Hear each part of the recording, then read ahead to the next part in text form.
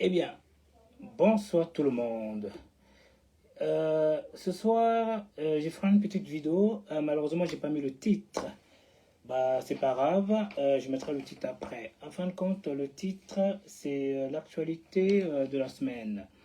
Nous allons faire un peu le tour de la Côte d'Ivoire et un peu dans le monde. Tout ce qui est dans une mémoire plongeante. Voilà. Désolé, je commence là. Je commence. Allô? Allô? Allô? Ouais, je commence là. Ok, à tout à l'heure. Malheureusement, là. Alors, je m'en excuse, j'ai eu un appel d'une personne. Voilà. Donc, voilà. Et que j'allais dire, en fin de compte, comme je sais pas, je suis un peu perdu. L'actualité de la semaine, avec tout ce qui s'est passé jusqu'à présent, depuis le temps, du temps d'une mémoire plongeante avec le grand Félix Houphouët-Boigny. Je fais une petite retraçabilité pour le bien-être de tous. Avant de commencer, comme d'habitude, je mettrai une petite musique qui va avec, de François Louga.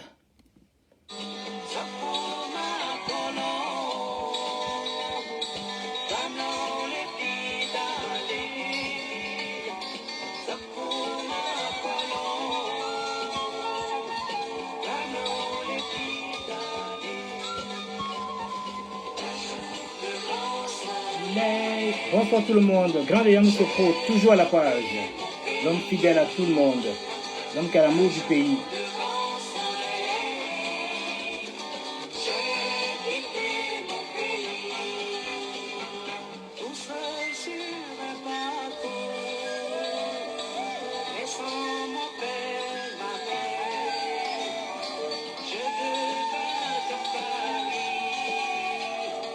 Paris plein de problèmes.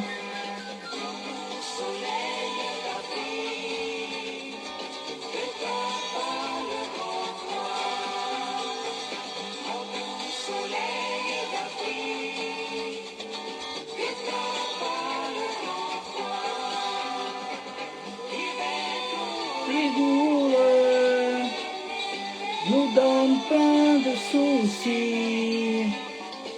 Bonjour la sœur Rosie, que Dieu veille sur toi. Une femme de cœur, une femme d'amour, une femme qui a l'amour du Seigneur Tout-Puissant. Alors vous pouvez aller sur sa page, c'est Madame Rosie. Elle ne parle que du Seigneur Tout-Puissant.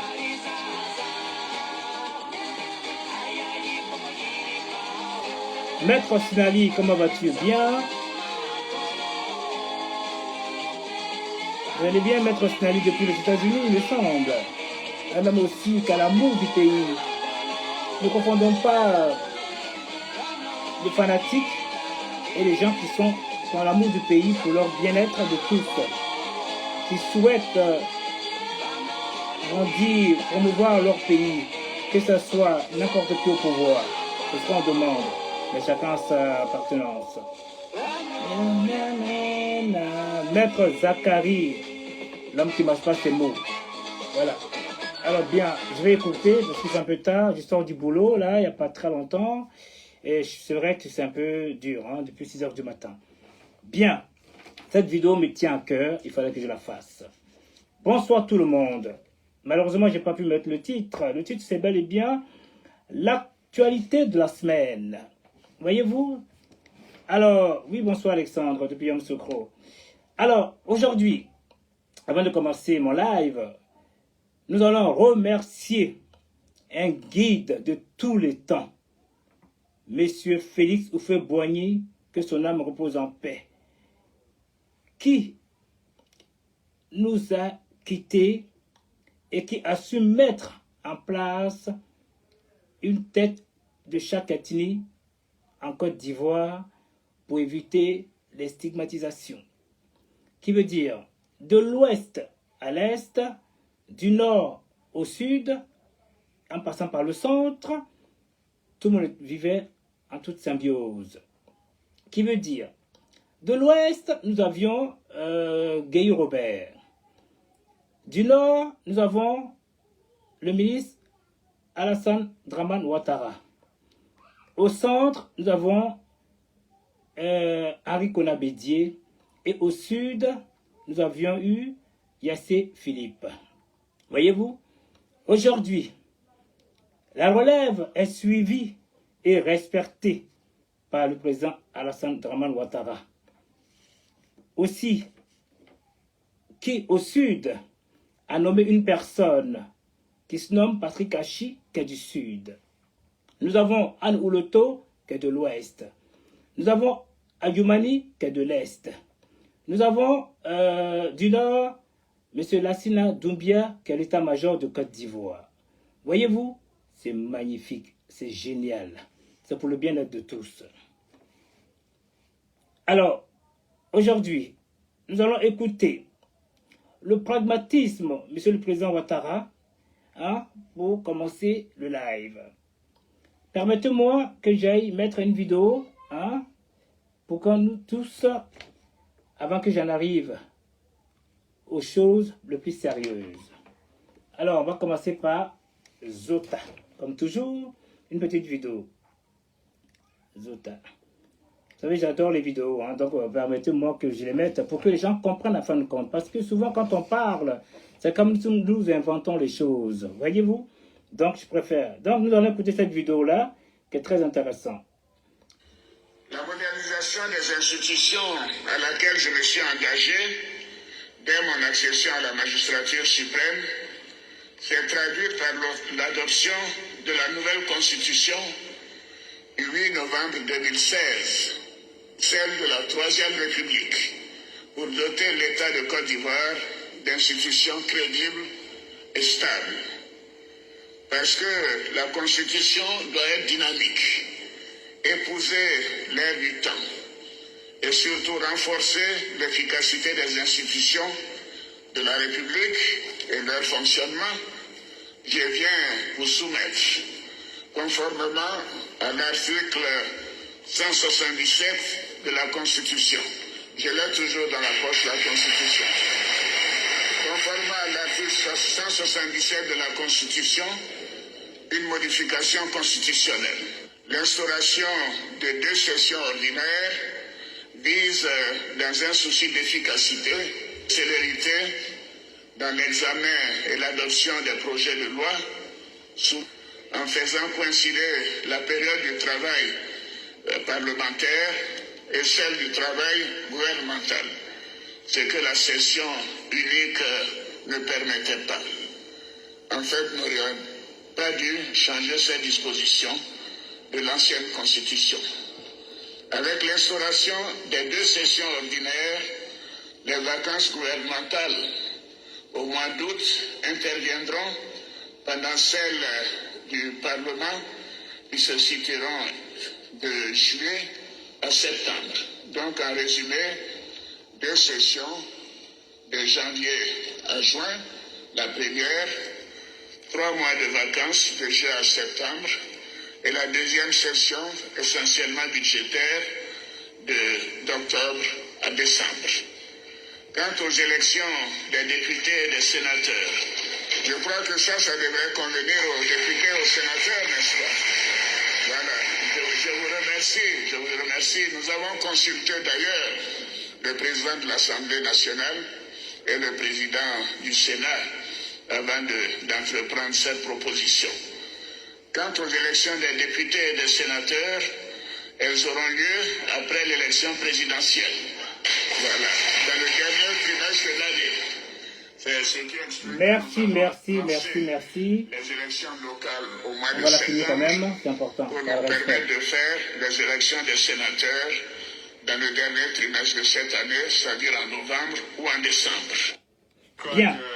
Alors, permettez-moi. Vous savez, je suis quelqu'un, j'aime bien faire des analyses, j'aime bien faire des comparaisons. Aujourd'hui, avant de continuer dans ma lancée, il fallait d'abord écouter le chef d'État et après le réécouter pour faire comprendre que dans ce monde si bas, c'est très important, il y a 2 modes de vie. Nous avons des hyènes qui sont des charognards les plus féroces, qui ne cherchent pas à construire, mais à détruire. Cela veut dire sont des opposants nuisibles. Voyez-vous, les opposants ne cherchent pas à comprendre, mais comment faire pour détruire, et toi là que je me mette. Voilà d'où je fais la comparaison. Je mettrai une vidéo qui va avec. Et cette vidéo, en fin de compte, je vous montre les charognards. Permettez-moi, j'aime bien faire les vidéos, désolé, hein, parce que c'est quand même important. Alors, et tac, tac, tac. Alors, c'est la vidéo... quelle vidéo déjà? C'est la vidéo 1. Permettez-moi, hein. Vous allez comprendre de vous-même.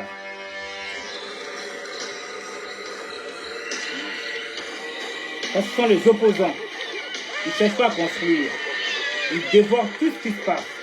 Par la jalousie, par le motif. Ce sont les charognards les plus féroces au monde. En 15 minutes, une meute de taille moyenne peut venir entièrement à bout d'un gnou, de sa peau, de sa chair et de ses os. Elles vivent de ce que les autres mammifères ne veulent pas. Elles sont nées pour survivre et prospérer. Bon, c'est triste, hein? C'est pas pour aller plus loin, c'est pour faire comprendre qu'en fait, c'est ça les opposants. C'est des brutes. Ils sont jaloux de tout. Ils ne cherchent pas à construire. Mais comment faire pour détruire? Ils sont très forts. Ils sont beaucoup jaloux. Ils sont haineux. Ils veulent détruire tout ce qui se passe. Ils ne savent pas comment l'autre a fait pour s'en sortir. Voyez-vous? Leur but à eux, c'est de détruire. Bien. Nous allons aller chez les guépards. Ce sont des êtres vivants qui préparent, réfléchissent pour attaquer. Cela équivoque aux personnes de bonne moralité, c'est-à-dire des gens qui réfléchissent comment entretenir, comment construire, comment développer un pays, des villes, comment trouver des solutions.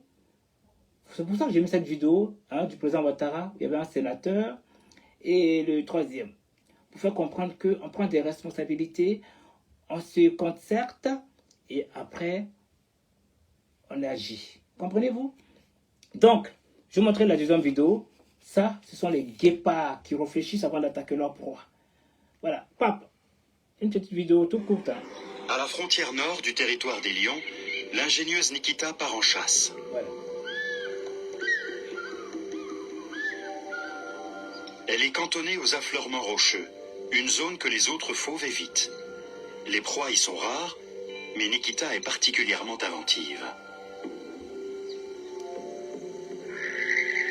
Voilà, je ne vais pas aller très loin. Ça vous fait comprendre que voilà, il y a deux espèces. Même chez les animaux, il y a tout. Voilà, c'est ce que je voulais faire comprendre. Bien.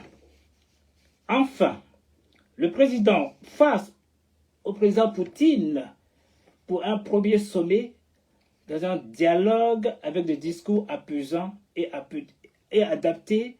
Quelle classe! Un vrai panafricain. Nous allons aller mettre une deuxième vidéo pour ceci. Alors, ça, cette fois-ci, c'est chez Sorry.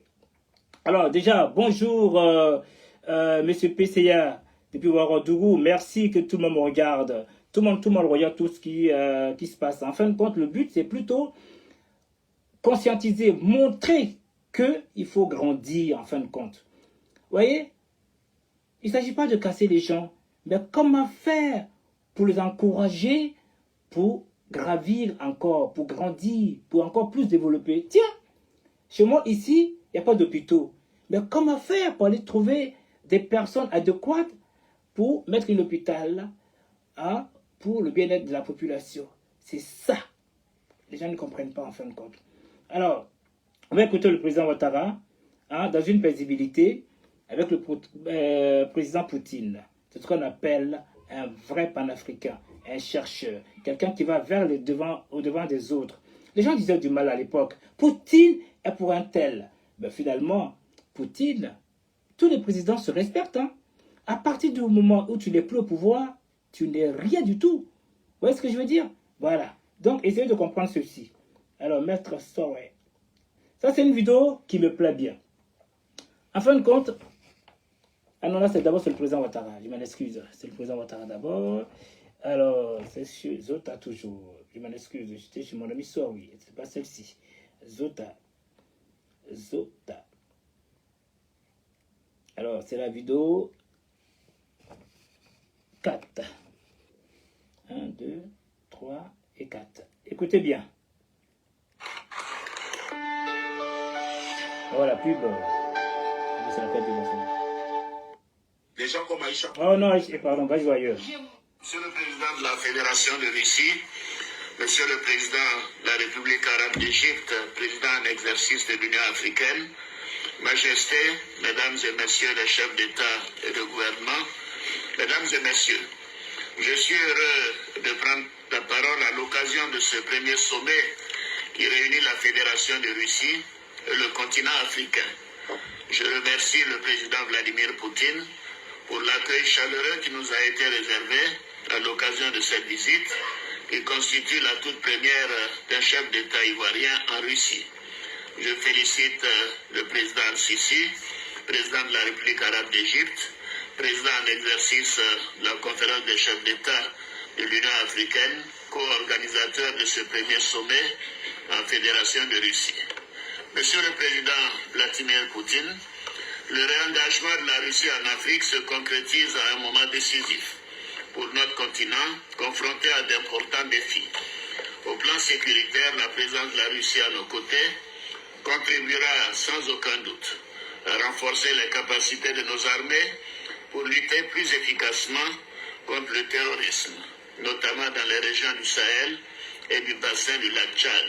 Au plan économique, la Russie pourrait aider l'Afrique à réaliser son potentiel énergétique et à accroître sa production électrique afin de répondre aux besoins des populations et des industries dans un continent en pleine croissance économique.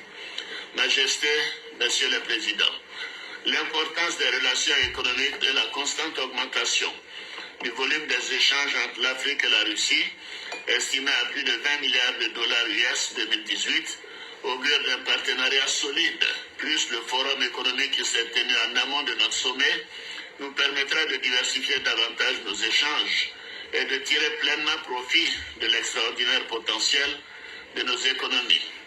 Pour ce faire, il est nécessaire de mettre un accent particulier sur la transformation de nos matières premières et sur l'industrialisation de nos pays en vue de mieux lutter contre la pauvreté et d'offrir des opportunités à la jeunesse. Oh, c'est pas beau ça. C'est ce qu'on appelle un président de la République.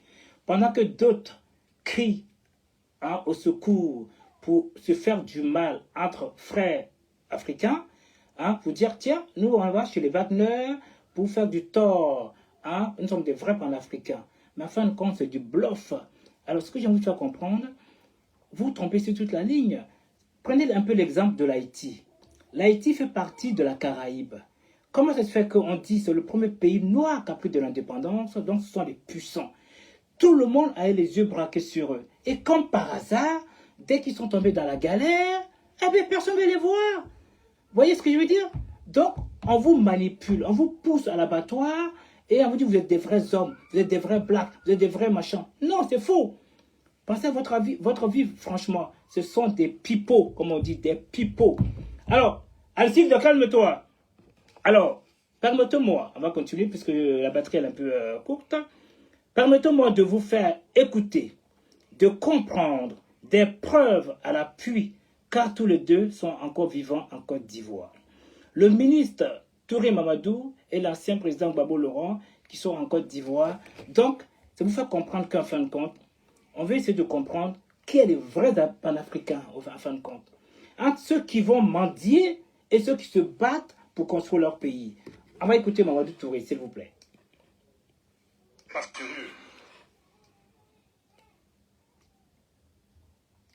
Quand la crise éclate en 2002 en Côte d'Ivoire, qui appelle la France à intervenir? C'est Laurent Gbagbo. Ça, ce n'est pas une interprétation. Ce sont des faits. C'est Laurent Gbagbo qui demande à la France donc d'intervenir. Et dès les premières heures de la crise, la France donne toute la logistique militaire, carburant, etc. au régime de Laurent Gbagbo pour faire face aux rebelles. Qui empêche les rebelles de descendre sur Abidjan? C'est la France.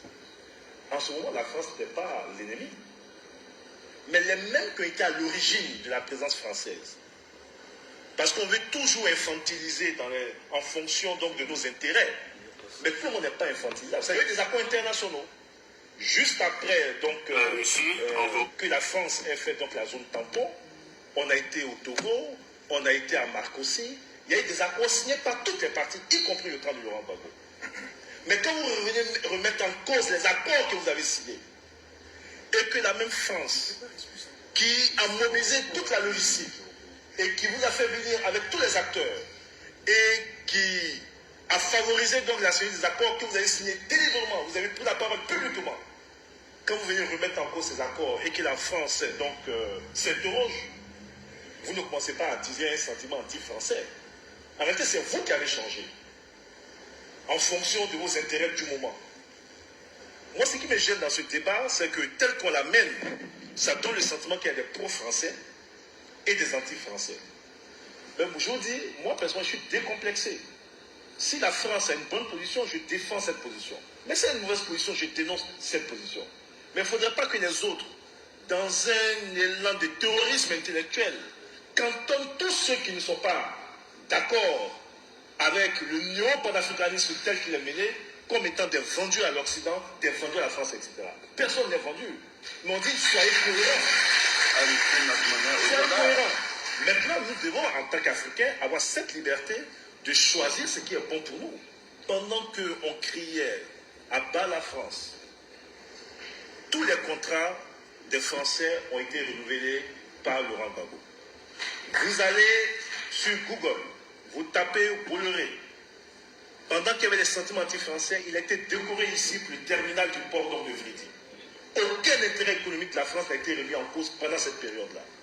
Au-delà des discours, les faits, aucun. Et ça, je vous dis, c'est le ministre Madouche qui vous le dit, je vous mets au défi de me sortir ou de voir les gens, Paul Laurent Gbagbo, de me sortir un seul élément qui matérialise la remise en cause des intérêts économiques de la France dans cette période. Elle a été plutôt renforcée. La France Merci. quand le président Ouattara Voilà, je vais écouter. Alors, permettez-moi de continuer dans ma lancée. Voyez-vous, il fait un peu tard, demain matin, c'est rebelote. Ok? Écoutons le chef de l'État, Monsieur le Président Ouattara, qui répond aux panafricains, qui confondent l'évolution et l'anarchie, du moins la haine. Écoutons-le tranquillement. C'est la monnaie des 8 pays, en tout cas, de l'Afrique de l'Ouest. Et déjà en 2017, les chefs d'État de l'Afrique de l'Ouest m'ont confié la présidence de la conférence des chefs d'État de l'Union économique et monétaire ouest-africaine. Et c'est à partir de 2017 que j'ai commencé la discussion avec le président Macron pour lui dire que nous voulons une évolution de l'accord monétaire que nous avons avec la France. Donc c'est une décision des Africains. Bien évidemment, ce sont des choses qui demandent des discussions entre les techniciens, mais nous, notre vision était très claire. Nous sommes engagés vers une monnaie ouest-africaine qui s'appelle l'ECO. Nous avons donc commencé les transformations nécessaires à nos relations avec la France pour aller vers l'ECO.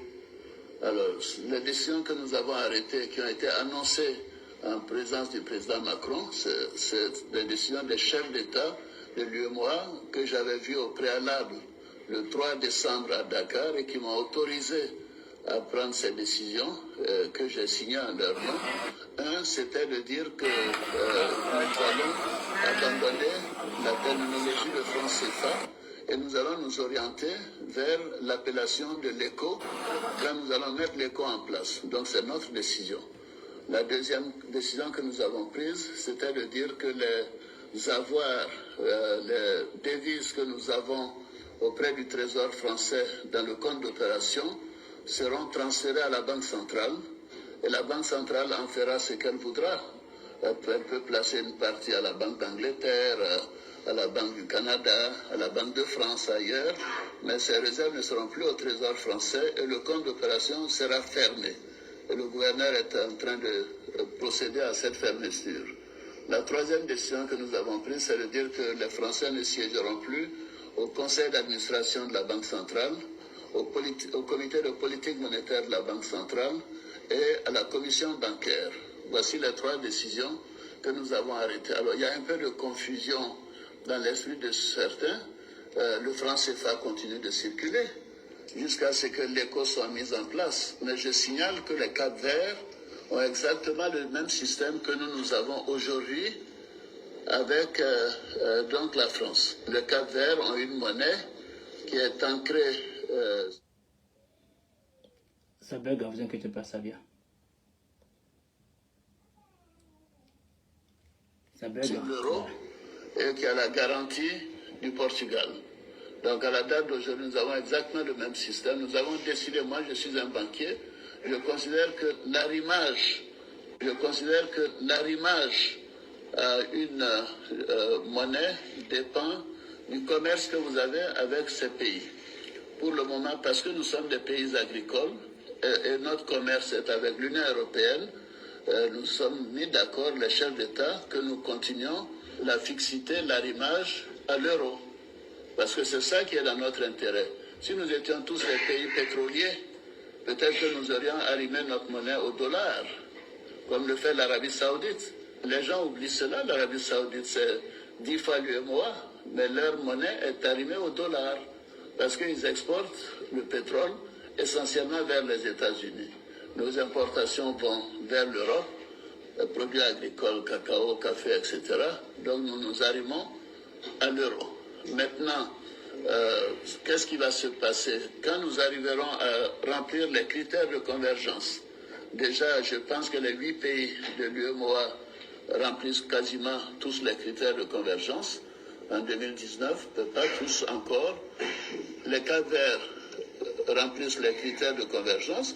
S'il y a un ou deux autres pays en 2020 qui remplissent les critères de convergence, ces 10 pays ou 11 pays ou 12 pays commenceront à former l'ECO avec une banque centrale commune et également avec une décision de la parité de la monnaie.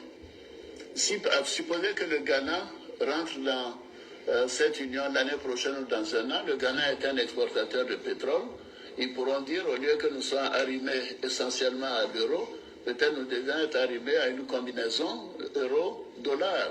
Vous voyez donc, c'est du fantasme quand j'entends des gens dire, que la France... non, là, je trouve que le président Macron est une génération vraiment moderne. Il a compris que c'était mieux pour les pays africains qu'à s'ils décident de faire ce changement, qu'ils le fassent. Et nous prenons nos responsabilités, nous l'avons fait. Et la France, nous continuons de demander la garantie de la France, parce que pour notre monnaie, pour la stabilité des marchés. Et depuis que nous avons pris cette décision, vous voyez, le marché de Londres, de New York ou de Paris, ça n'a pas bougé. Les taux d'intérêt sur le franc CFA à moyen et long terme, le taux d'intérêt sur notre dette, ça n'a pas bougé. Le taux d'inflation est toujours aussi faible. Je fais preuve d'humilité, mais je suis quand même ancien gouverneur de la Banque centrale, ancien directeur général adjoint du Fonds monétaire international. Je sais ce qui est bon pour mon pays. Donc les propos de populistes ne m'intéressent pas. Merci. Nous faisons ce qui est dans l'intérêt de nos populations, et nos populations ont un système qui marche. Nous avons 6 mois, vous savez, de réserve de change en devises. Aucun autre pays de la zone ne l'a au sein de la CEDEAO. Alors donc, nous voulons continuer cette garantie de la France au cas où, mais nous savons que ça ne va pas jouer puisque nous avons suffisamment de devises. Alors je vous dis tout cela pour dire que, c'est une réforme des chefs d'État de l'UMOA, et deuxièmement, cela ne remet pas en cause notre volonté d'aller vers l'éco, mais il faut des critères de convergence, que tout le monde réduise ses dépenses pour que le déficit sur le PIB soit contenu, que le taux d'inflation soit réduit, que l'endettement soit réduit. L'endettement en Côte d'Ivoire est de 48%, mais dans d'autres pays que je nommerai pas, c'est au-delà de 70%. Alors il faut que ces pays arrivent à réduire leur dette en dessous de 70%, et ainsi de suite. Donc la plupart des pays de l'UEMOA remplissent ce critère, et je signale enfin que ces pays de l'UEMOA ont un taux de croissance moyen de plus de 6% depuis 6 ou 7 ans. On me dira c'est en grande partie à cause de la Côte d'Ivoire qui fait 40-45%, mais tous les autres pays ont fait des progrès. C'est-à-dire que la politique monétaire est bien menée, elle est bien gérée, les politiques structurelles, macroéconomiques sont également donc confortables. Voilà, Merci, Monsieur le Président de la République. C'est notre décision et nous allons vers l'éco. Quand l'Europe a décidé de l'euro, vous savez, la décision a été prise, mais il a fallu 3 ans pour que ça se matérialise. Alors pourquoi les gens veulent que nous on ait pris cette décision en 21 décembre 2019 et que ça se matérialise dans les mois qui suivent? Ça se fera pas à pas, avec prudence, en tenant compte de l'intérêt de nos concitoyens de la zone UEMOA et de la zone CEDEAO. Donc je tenais à faire cette précision. Merci, Monsieur le Président de la République. Vous voyez la prestance, une personne de haute gamme. Alors je continue vite dans ma lancée. Voyez-vous, on dit ado solution. D'autres évoluent dans le bon sens et d'autres en chute libre. Les reconnaissances et les mépris de la même personne qui se nomme Franklin Nyamsi. Voyez-vous? Voyez, comme dit Alpha Blondy, vive le président, abat le président. Voilà d'où je viens de mettre la petite vidéo des charognards et le guépard. Quand on travaille, on n'a pas le temps de bavarder, on est concentré, on réfléchit. Comment faire pour apporter, comment faire pour trouver des solutions. Alors que les opposants nuisibles ou le charognard, ils foncent toujours en traîtrise par la queue. Vous voyez, toujours derrière, jamais devant, jamais face. Tu t'attends pas, ils viennent t'attraper par derrière. Alors, donc, on a écouté cette personne en question, Franklin Nyamsi. Art qui est incarné par le président de la République. Alassane Ouattara. Le président Alassane Dramane Ouattara, face à la vie chère dans ce pays-là, a multiplié des mécanismes. Un exemple qui a été pris, c'est le cas du SMIC qui est passé de 60 000 à 75 000 francs CFA. Il faut rappeler qu'en 10 ans, le SMIC en Côte d'Ivoire a doublé, puisqu'il était pratiquement de 36 000, 38 000. Il a 75 000 francs aujourd'hui. Est-ce que la Côte d'Ivoire ne peut pas inspirer le Cameroun en matière de lutte contre la vie chère et surtout en matière de stratégie de développement économique? Mais on dit que la Côte d'Ivoire a réalisé l'économie 35 milliards de dollars en 10 ans, alors que l'économie camerounaise réalise 38 milliards de dollars en 40 ans. C'est bien sûr l'art magistral de gouverner les hommes, de gouverner les institutions, de changer un pays visiblement, de rendre un pays nouveau. Art qui est incarné par le président de la République, Alassane Ouattara, technocrate internationalement reconnu, longtemps avant même que son pays ne le célèbre, conseiller de nombreux États du monde, y compris les plus grandes puissances, qui aujourd'hui viennent chercher les secrets de la croissance en Côte d'Ivoire. Car il est bien passé de moins 4,5% de croissance à bientôt 10% de croissance. En un an. On a beau dire l'espace charnel, matériel de la Côte d'Ivoire parle pour l'art architectural du président Ouattara. Les murs parlent, les ponts parlent, les routes parlent, les hôpitaux commencent à parler. L'université est en train de se redresser. Ça fait partie également de tout un symbole de mon objectif de construire un pays moderne où les infrastructures sont de qualité, que nous avons cette volonté. Moi, je pense que nous sommes sur la bonne voie et je continuerai de construire des ponts, de construire des routes, de construire des écoles, des centres de santé, ainsi de suite. C'est au total 45... Franchement, les ponts, ok? Je profite en même temps de mettre le pont. Hein? Voyez, tout ce qu'il dit, il les a fait. Moi, mon rôle à moi, c'est de montrer ce que le président Ouattara disait. Voyez, c'est pas un va en guerre. C'est ça la différence entre certaines personnes. Ok? Donc, battez-vous pour votre avenir en fin de compte. Alors, nous allons aller, voici le pont finalement, comme le pont de la Normandie. C'est la même.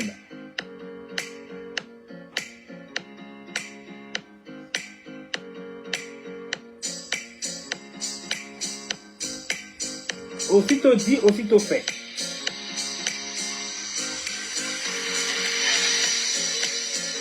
Vous voyez, c'est le même que la Normandie.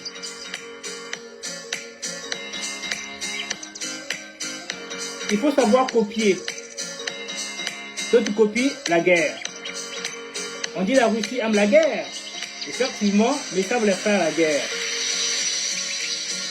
Les deux pays qui essaient de faire la guerre comme la Russie, mais ils n'ont rien à manger. Voilà. Bon, c'est pas la peine de vous montrer celle de, comment dire, de la Normandie. Hein. Je vais continuer. Hein. Vous savez, j'adore les vidéos. Hein.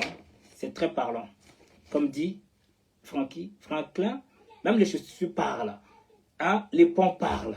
Donc, la preuve, ils parlent. La jeunesse. Vous savez, j'adore. La jeunesse. Je vous prie de bien écouter. Suite aux propos du Prado, le président Ouattara, au sujet des fonds disponibles pour la jeunesse, année 2023. Nous allons écouter un jeune homme, ok, qui va vous...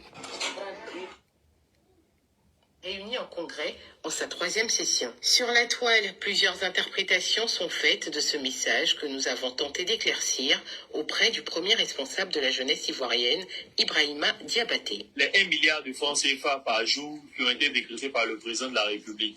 Donc 1 milliard par jour, quand on prend 365 jours, ça fait 365 milliards. Les 365 milliards ont été décaissés. 100 milliards serviront à construire des édifices pour les jeunes, mais il y aura plus de 260 milliards de nos francs qui seront mis à disposition des jeunes à travers les différents ministères, le ministère de la Jeunesse et de l'Insertion professionnelle, qui, avec l'Agence Emploi Jeunes, se chargeront, n'est-ce pas, de faire profiter toutes ces opportunités aux jeunes. Saisissant l'occasion, le président du Conseil national des jeunes de Côte d'Ivoire appelle les jeunes à se saisir de cette opportunité à travers tous les mécanismes qui seront mis en place à cet effet. Donc peu importe ta raison sociale, une fois que tu es jeune, une fois que tu as une idée, une fois que tu veux même pas peut-être entreprendre et que tu veux bénéficier d'une formation qui te permettra d'être beaucoup plus actif ou encore beaucoup plus employable sur le marché de l'emploi, rends-toi à l'agence emploi jeune. Ils ont des formations dans ce cadre-là pour bénéficier, parce que les fonds qui ont été décrétés pour l'année de la jeunesse, c'est pas pour quelqu'un, c'est pour tous les jeunes de Côte d'Ivoire. Pour rappel, dans son message à la nation à la veille du Nouvel An, le président de la République, Alassane Ouattara, déclarait l'année 2023 année de la jeunesse, d'où la mise en œuvre du programme jeunesse du gouvernement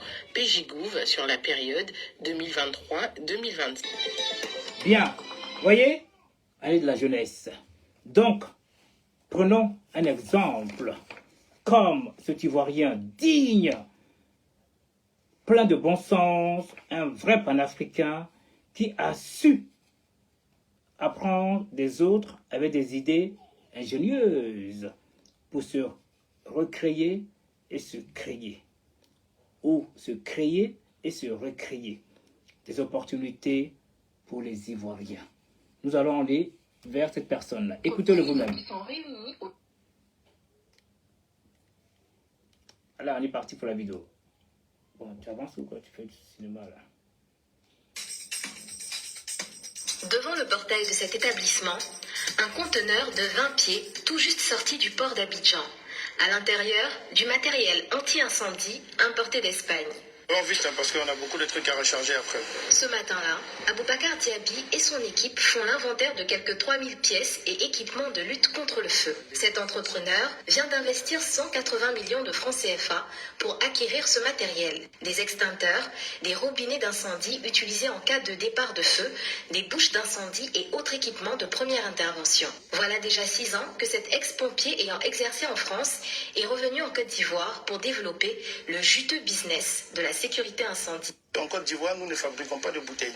Toutes les bouteilles que nous utilisons viennent de l'extérieur. Donc, il y a une forte demande au niveau des extincteurs. Donc, ça finit très vite. On essaie de faire une sensibilisation pour dire à la population, ce soir, il est bien d'avoir des extincteurs pour pouvoir intervenir en cas de départ de feu, pour éviter de perdre au fait des maisons que nous achetons très cher et pour éviter aussi des pertes de vie. Arrivées vides à Abidjan, ces bouteilles vont être remplies par les équipes d'Aboubacar. Pour rendre les extincteurs opérationnels, il faut y ajouter une poudre appelée poudre AB ou encore un mélange d'eau et d'une solution savonneuse. Leur poids final peut varier entre 1 kg à 500 kg. Et leur prix est compris entre 15 000 francs CFA et 500 000 francs CFA. La bouteille est bien serrée? Oui. Ok, donc on peut la tester? Oui. Ok. La qualité de ces équipements dépend de certaines normes draconiennes de sécurité et d'un agrément délivré par l'ONPC, l'Office national de la protection civile, une institution de l'État qui incite les entreprises à s'équiper de ces dispositifs anti-incendie. De quoi booster le chiffre d'affaires d'Aboubacar. L'ONPC nous encourage à vendre et nous aide à vendre parce que en demandant à une société de s'équiper d'extincteurs, tout de suite cette société-là nous cherche. Lui au début c'était de la formation, mais depuis que nous sommes rentrés dans l'installation des équipements et la vente du matériel, c'est vrai que le chiffre d'affaires a beaucoup doublé. On va dire 65% quand même. L'homme d'affaires réalise aujourd'hui un peu plus de 600 millions de francs CFA de chiffre d'affaires par an. Un montant qui a triplé ces 2 dernières années. Mais il estime qu'il pourrait encore avoir de meilleurs chiffres et faire croître encore plus son activité s'il ne devait pas faire face à une concurrence déloyale. Des entreprises de son secteur commercialisent de vraies fausses bouteilles d'extincteurs, des malfaçons et de la contrebande qui freine sa croissance. Les difficultés que nous rencontrons sur le terrain, c'est qu'on a pas mal de sociétés qui travaillent dans le même domaine que nous, mais qui n'ont pas accès aux produits qu'on prend pour recharger les bouteilles. Ça devient un problème pour nous parce qu'on se retrouve avec des produits qui ne sont pas autorisés dans les bouteilles. Et là, c'est vraiment compliqué. S'il fait ses plus grosses marges avec les ventes des équipements incendie, Aboubacar propose depuis toujours des formations payantes à des milliers de clients chaque année. On ne peut pas intervenir sur une victime qui est sur le ventre. Donc il faut retourner la victime avant de l'examiner. Des clients qui peuvent être des institutions ou des entreprises tenues de former leur personnel, non seulement à la lutte anti-incendie, mais aussi au secourisme. La main de la victime qui est de notre côté, c'est-à-dire du côté du secourisme, on va la mettre en mode Superman. La main de la victime qui est de l'autre côté, on va la mettre le long du corps de la victime. Coût de la séance, 70 000 francs CFA par personne. Ce jour-là, une dizaine d'agents de sécurité et d'employés participent à une formation dite EPI, un sigle qui signifie équipier de première intervention. Une formation de premier secours. Voilà, en fin de compte, ça vous fait comprendre qu'en vous voyez, l'évolution, tout le monde émerge. Les gens ont peur, n'ont plus peur en fin de compte. Vous dites, tiens, il y aura la guerre, tout le monde se sent en sécurité. Bon, je vais commencer quelque chose d'important. Les traites. Les gens disent, d'autres personnes sont des traites. Vous savez, mes vidéos, c'est pas à part. Qu'est-ce qui est fou, qu'est-ce qui est con de laisser cette chance-là pour aller suivre des personnes qui n'ont pas d'avenir. Franchement, il faut vraiment être idiot. Permettez-moi de vous parler d'une personne vite fait qui se nomme Zonzi, le griot de Bassam. C'est une personne qui est sur toute la toile, qui se bat matin, midi, soir. Hein? Il n'est plus aussi jeune. Mais pourquoi la jeunesse ne prenait pas exemple sur cette personne-là? Vous voyez, hein? Alors, je vais vous montrer tout de suite sa petite vidéo à lui. Permettez-moi.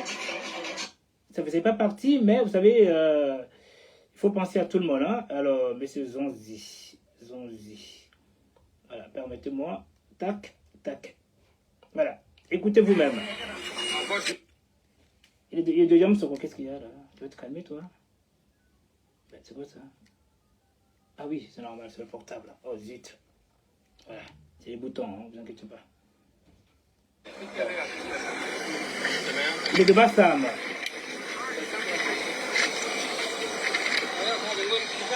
Oui, c'est ce monsieur, un brave gars. C'est le griot de Bassam, un combattant féroce. Vous voyez, la jeunesse, vous êtes où là?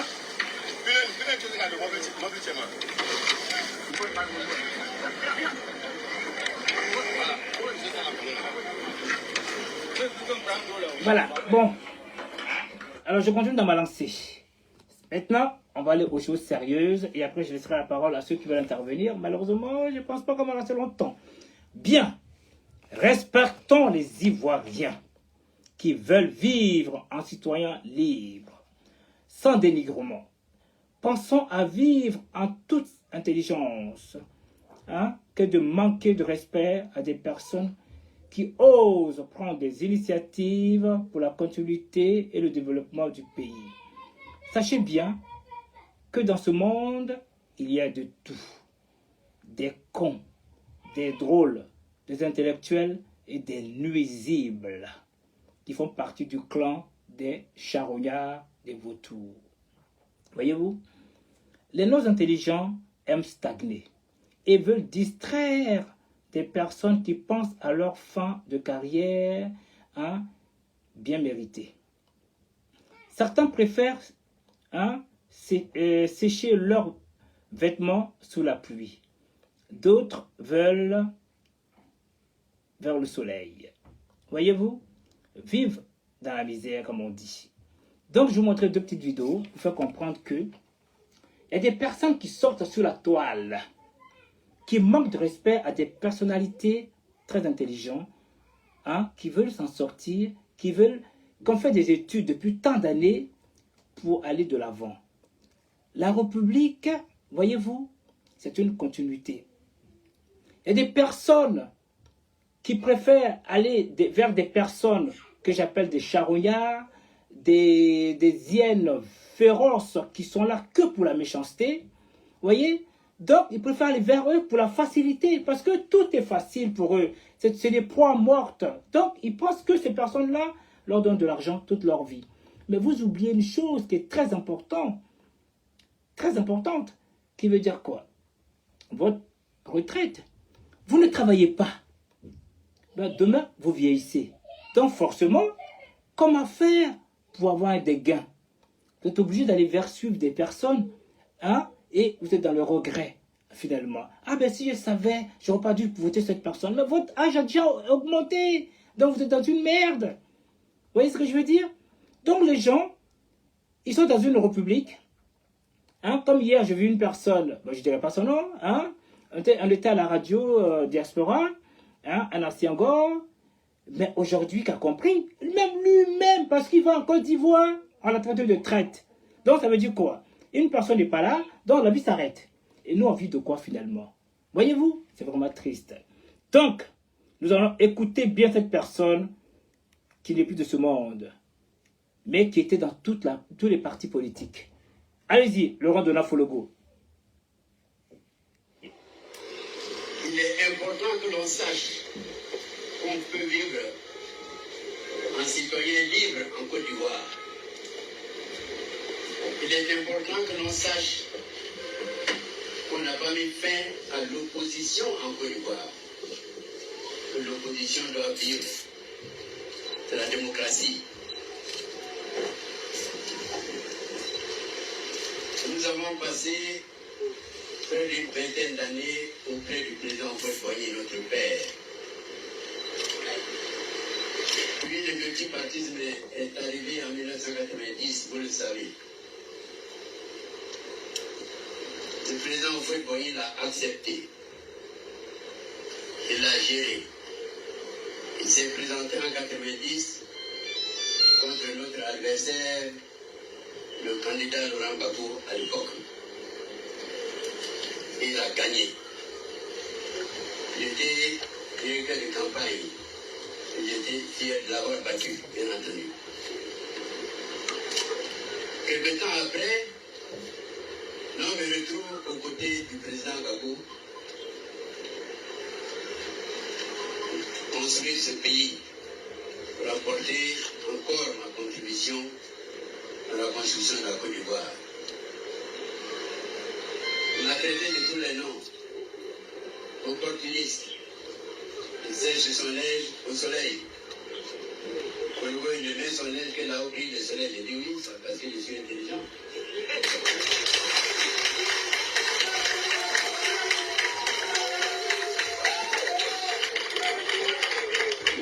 Si vous mettez votre neige sous la pluie pour qu'il sèche, vous êtes idiot.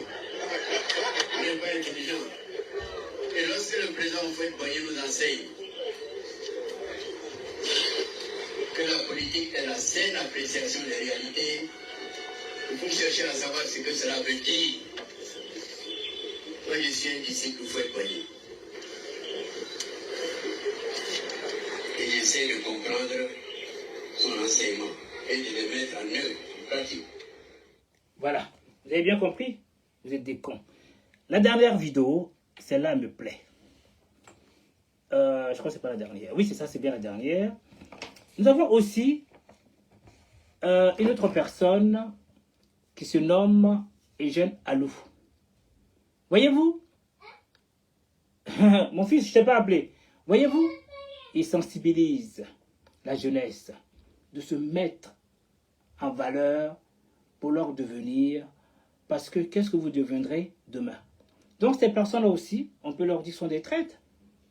Donc toutes les personnes qui quittent le président Ouattara pour aller du côté d'autres personnes, on dit bienvenue. Mais quand on fait l'inverse, ce sont des traîtres. Donc finalement, mais qui vous donne à manger à qui finalement? On vous donne des 10 000, des 100 000, des millions. Vous êtes content? Mais ça va vite à cet argent. Allez, on va écouter une brave personne. Moi, c'est pas la personne, ce sont les messages qui m'emportent. Écoutez les messages.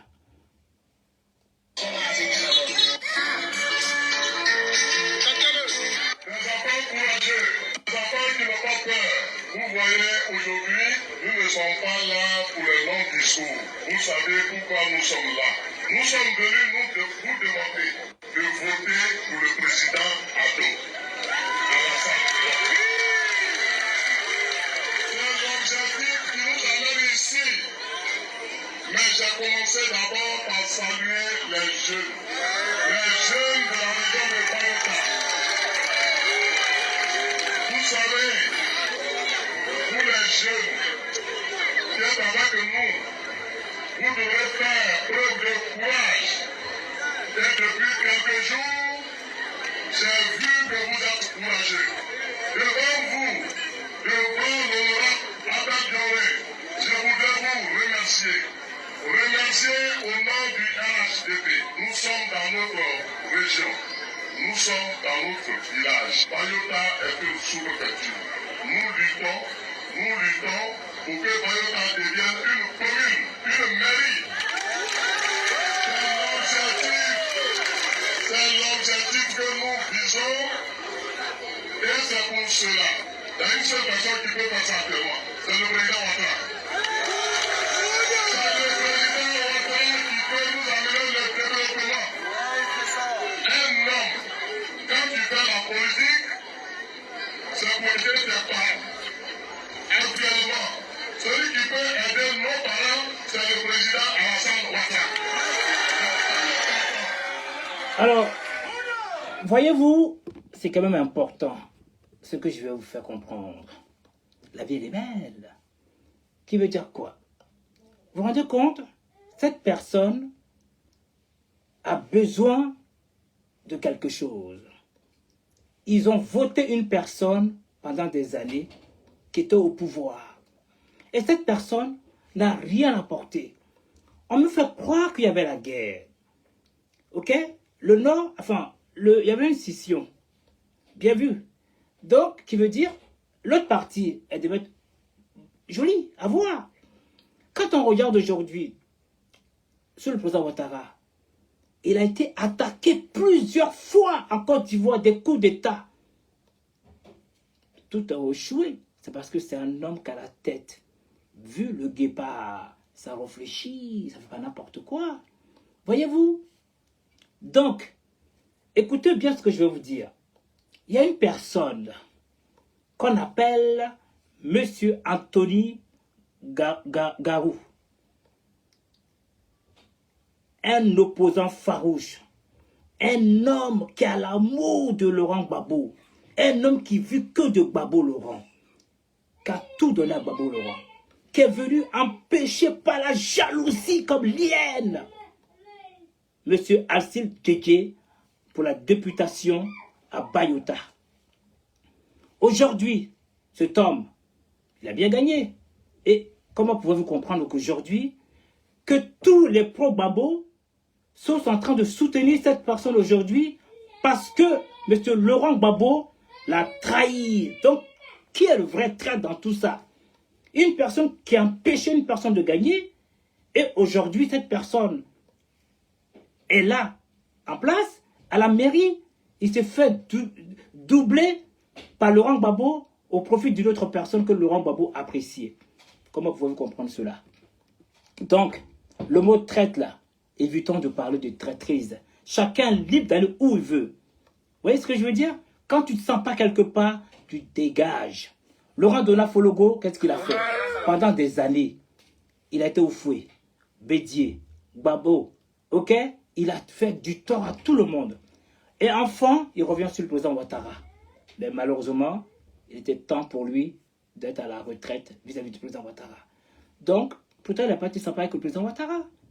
Mais il était toujours à côté du président Ouattara. On l'a bel et bien vu lors des investitures du président Ouattara. Il faut comprendre quoi? Donc, elle est où la traîtrise? En fin de compte, c'est la politique. Les gens se détruisent pour rien.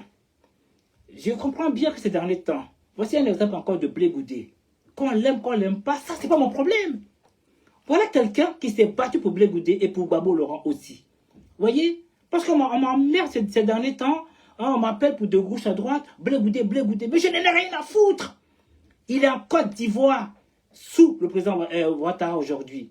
Ok? Il ne sait pas, jusqu'à présent, qu'il soit bon, qu'il ne soit pas bon. On ne l'a pas entendu dire des ananeries, de la méchanceté. Ok? Il y a quelque chose qui veut me faire comprendre et qui me plaît énormément. Sous Gbagbo Laurent, on disait que Blé Goudé, l'homme fort. Aujourd'hui, sous le président Ouattara, on peut aussi dire l'homme fort. Pourquoi? Parce qu'il est là pour la réconciliation. Quelqu'un qui est en prison, qui est sorti, qui a tant souffert, ok? Et puis, on dit le président Ouattara l'a mis en prison. Et comment ça se fait qu'aujourd'hui, ce n'est pas les gars du président Ouattara qui l'attaquent en prison, mais ce sont des pro-Gbagbo même qui l'attaquent. Donc c'est ça chez vous. Donc ça veut dire que cet homme-là doit crever. En fait, c'est une parenthèse en fin de compte. C'est tout. Des personnes se lèvent sur la toile, injurent des personnes responsables pour une personne. Mais et vous, quelle est votre vie? Pendant ce temps-là, que ce soit Mme Simone Gbagbo, que ce soit Gbagbo Laurent, que ce soit Bédier, ils vivent aisément. Ils ont leur paye, ils ont de l'argent, ils sont aisément riches. Mais vous avez quoi? Hein? Vous avez quoi? Rien.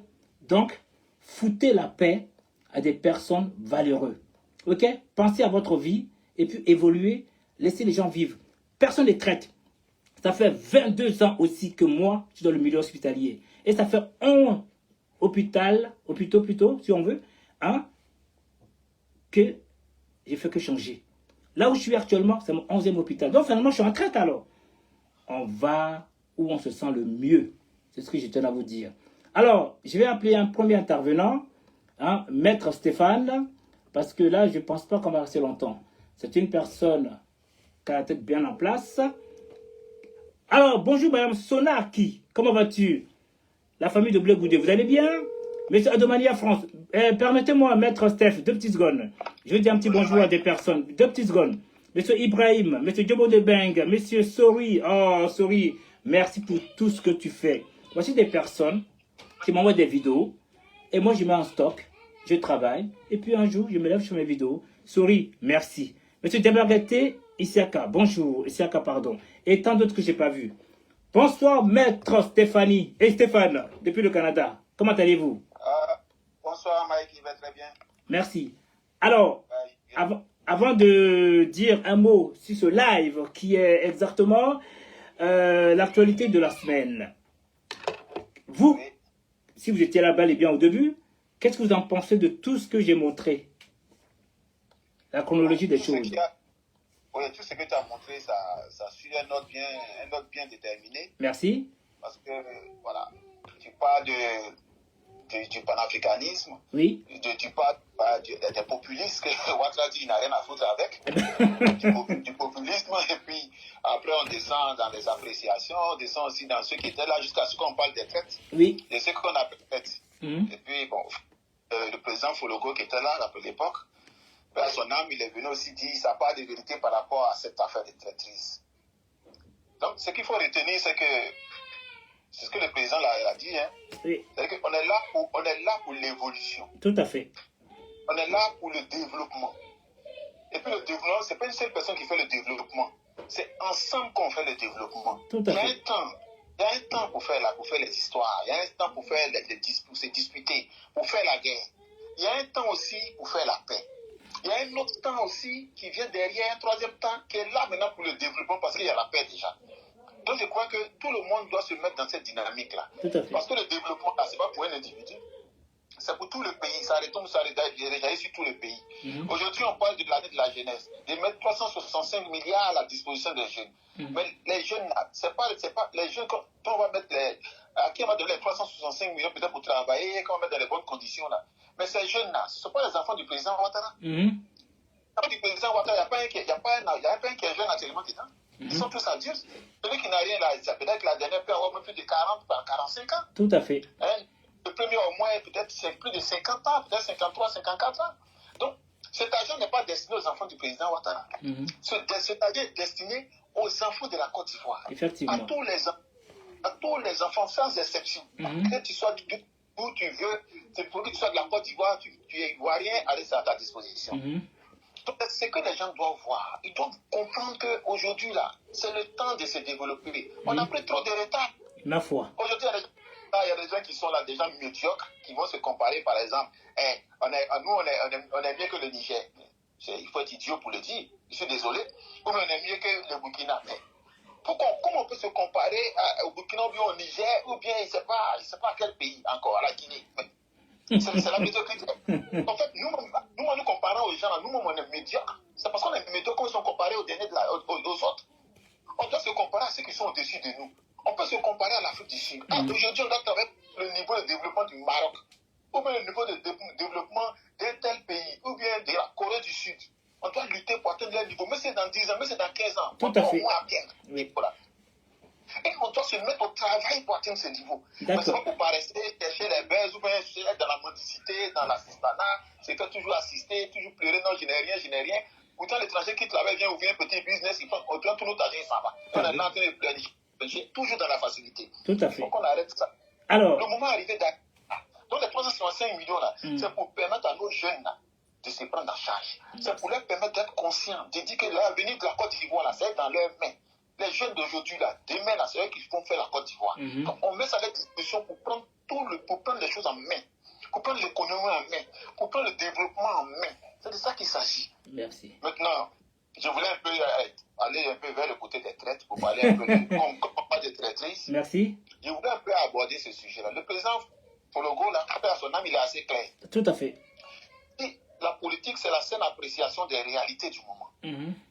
Donc, quand tu sais apprécier les réalités du moment, tu es intelligent, tout simplement. Tout à fait. C'est parce que tu es traître. Ouais.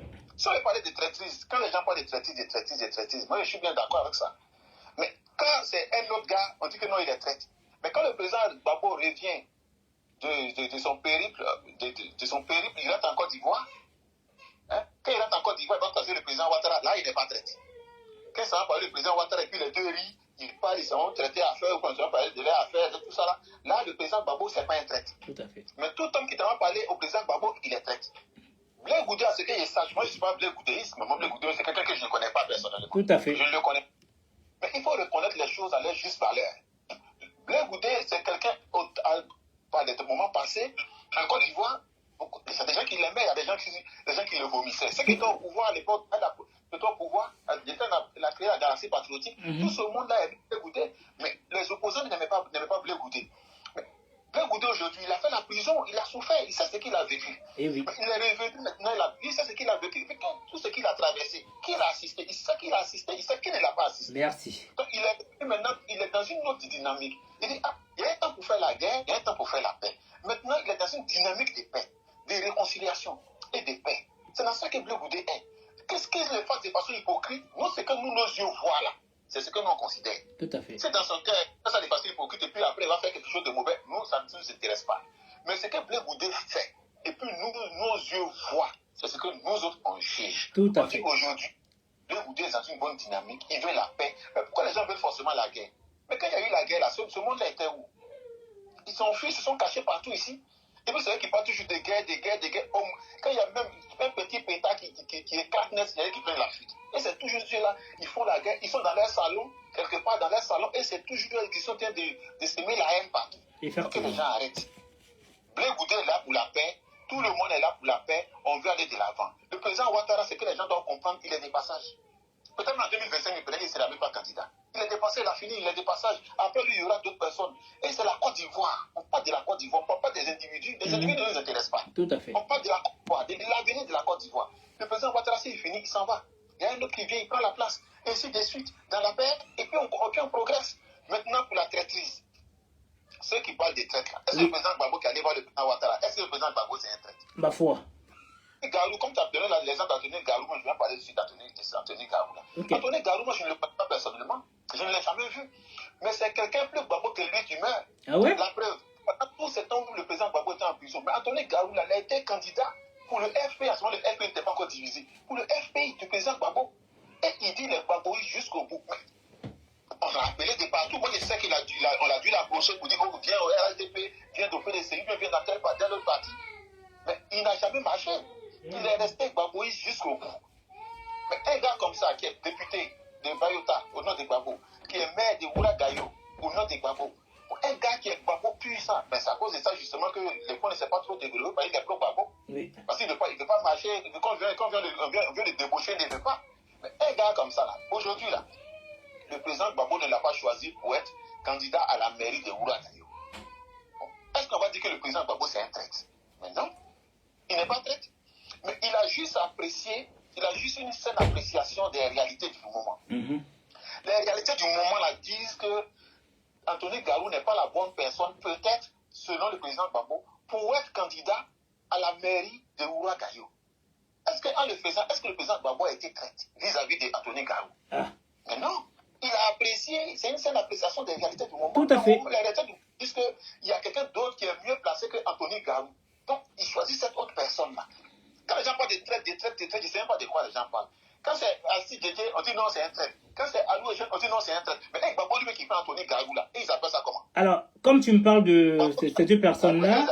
Les corps indécotables, ils appellent ça comment? Mais justement, comme tu me parles de ça, justement, voici une personne qu'on appelle Abel Anaki. Vous voyez, cet homme, je le connais.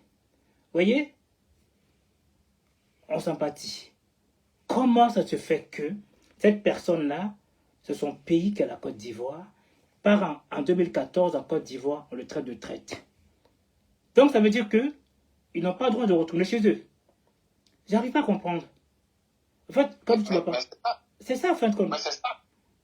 Mais la plupart de ceux qui disent traite, ceux qui appellent les gens traite, là, ceux qui disent les gens sont traite, c'est des vieilles personnes, des vieilles femmes fatiguées, qui ont tout perdu dans la vie, qui n'ont plus d'avenir, qui n'ont que des souvenirs, qui se mettent devant les écrans, qui sont plaçonnés pour dire des vidéos en direct, qui ne se respectent même pas, qui ne respectent même pas leur progéniture, qui sont en train de dénigrer des gens honnêtes. Celui-là est traite, celui-là est traite, Abel Naki est traite, Alci Djedje est traite, Alou Ejen est traite. Quand Afrique des Sens c'est un traite.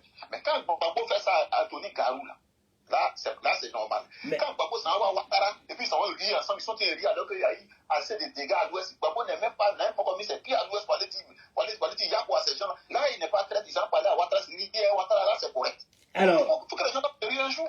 Alors, justement, comment tu peux comprendre ça aussi, que Serge Kassi, un homme dur des durs, mais il est toujours à l'ambassade aussi, avec l'ambassadeur aussi, alors que normalement, il n'a pas à mettre son pied là-bas, puisque ce sont des gars du RHDP. Est-ce que tu comprends? Donc, c'est pour ça... Oui, vas-y. Mais Serge Kassi, l'ambassade là, l'ambassade c'est la Côte d'Ivoire. J'entends bien. Serge Kassi, il peut ne pas être du RHDP, il peut être à l'ambassade parce que c'est la Côte. Non, mais c'est une façon de parler. Demain, ils diront que Serge Kassi c'est un traître. Justement. Demain, ils diront que Serge Kassi c'est un traître parce qu'il s'en va à l'ambassade, il s'en va voir l'ambassadeur qui représente la Côte d'Ivoire. Peut-être qu'il est du RHDP. À cause de ça, seulement, il dirait que Serge Kassi c'est un traître. C'est la façon dont je parler. Voilà. Donc, mais ceux qui tapent les gens de traite là, ils sont en Europe là-bas, c'est des gens qui disent ils n'ont pas d'avenir, ils n'ont que des souvenirs. Alors, ceux qui traitent, des traites. Stéphane, permets-moi que je fasse mettre une dernière vidéo qui est très intéressante. Ok. Pour vous faire comprendre que les Noirs qui veulent qui ne veulent pas la conscientisation. Par contre, quand c'est les brouhaha, ils sont les premiers à y aller. Mais des personnes moins nombreuses qui veulent sensibiliser, qui veulent démontrer que le noir aussi est intellectuel, ils ne veulent pas aller là-bas. Vous voyez? Donc demain, qui se plaignent en disant, oui, hein, on est maltraité. Vous voyez que nous ne sommes pas... il faut chasser les autres. Hein, ce sont des haineux. Mais comment ça se fait qu'aujourd'hui, depuis tant d'années, on dit le noir a souffert. Aujourd'hui, la nouvelle génération a grandi. Qui est-ce qui les empêche d'avoir des diplômes? Qui est-ce qui les empêche d'être médecin, d'être infirmier? Parce que moi, j'en vois beaucoup. Maintenant, eux, pourquoi ne prennent pas exemple sur ces personnes-là? Voilà. Donc, on va écouter une petite vidéo déjà. Sur de la toi. Qui est très sympa d'ailleurs. Voilà. Je ne m'achète rien. Voilà, écoutez-la. Oh, allez, dépêche-toi, toi. On nous aime tant qu'on danse, voilà, tant qu'on chante, tant qu'on court, tant qu'on joue au foot. Mais on ne nous aime pas dès lors qu'on commence à raisonner. Tant qu'on est dans l'ignorance, on nous aime. Mais quand on commence à être dans la conscience, on nous déteste. On est des bons amis dans tout ce qu'on fait là, que j'ai dit. Ouais, l'amusement. L'amusement, le divertissement, l'égarement même. Il n'y a qu'à regarder, en fait, notre communauté africaine, ou même antillaise, ce qui se passe sur les réseaux sociaux. Allez sur TikTok, vous ne verrez que des déhanchements du matin jusqu'au soir. Mais très peu sont ceux qui sont là pour conscientiser les gens. Ceux qui conscientisent sont très peu. Et il y en a très peu aussi qui sont suivis parmi ceux qui conscientisent les gens. Parce que c'est comme si on a l'impression que bon, c'est pas important. Mais non, c'est important. C'est bien plus qu'important. Si vous voulez vraiment aller récupérer cette valeur, parce qu'en fait, en gros, ce qu'on demande, ce n'est pas de l'amour. On n'en a pas besoin. Du moment où je m'aime moi-même, du moment où j'aime Jean-François, c'est tout ce qui compte, ok? Mais ce que nous voulons, c'est le respect de nos racines, le respect de notre histoire. Qu'on ne vienne pas chambouler notre histoire, qu'on ne vienne pas nous écrire notre histoire à notre place. Alors... Voilà. T'as compris, Stéphane? Tu vois, cet homme, M. François, je le connais très bien dans les boîtes de nuit, ok? Ça fait des années, depuis l'âge de 16 ans que j'allais en boîte. Hein? Toutes les boîtes de France, je peux te les citer. Alors, c'est pour te faire comprendre qu'à un moment donné, on se stagne, ok? Et puis on évolue. Alors, qu'en penses-tu? Oui, mais c'est ça, parce qu'il y a un temps pour toutes choses. Oui. Il y a un temps pour s'amuser, il y a un temps peut-être pour faire ce qu'on a à faire, peut-être il y a un mauvais qui n'est pas bien, mais il y a un temps aussi pour arrêter et puis pour passer aux choses plus sérieuses, pour évoluer, pour se développer. Et c'est ce qu'on dit, pour revenir même à la Côte d'Ivoire, c'est ce qu'on dit aux jeunes. On peut s'amuser, c'est vrai. Il faudrait pas que l'amusement prenne le pas sur leur propre avenir, sur leur propre devenir. On peut peut-être aimer, on peut ne pas aimer quelqu'un, mais toi-même là, si tu n'aimes pas quelqu'un, que tu l'aimes ou que tu ne l'aimes pas, toi-même pense à toi-même, toi-même ton avenir là, pense à toi-même ton avenir, ton devenir, ton avenir là, c'est quoi? Il faudrait que les gens pensent à eux-mêmes leur avenir. Il y en a qui sont là, qui sont non, moi je suis tel politicien, mais il me donne rien. Il y en a qui sont là. Il y a qu'on fait une vidéo net, on voit qu'on parle de quelqu'un, il dit pourquoi on n'a pas été un politicien? Peut-être qu'il a reçu de l'argent. Moi aussi, je vais venir faire une vidéo pour le contre-attaquer. Là, comme ça, son opposant là va me donner aussi de l'argent. Mais non. Non, il faudrait que les gens cherchent à changer de mentalité. Aujourd'hui, là, on parle de développement. Aujourd'hui, il y a un temps pour le désordre. Tout à fait. Aujourd'hui, là, de l'ordre. L'ordre est en train d'être mis. L'ordre est mis, maintenant, on va cap sur le développement. On choisit un pays qui est développé comme Corée du Sud. Bon, ok, on se donne pour objectif pour ressembler à la Corée du Sud. Comme la Corée du Sud, on s'est donné pour objectif de ressembler au Japon d'ici à 20 ans. Mais aujourd'hui, la Corée du Sud, parce qu'on n'a pas le niveau du Japon, mais ils sont à côté.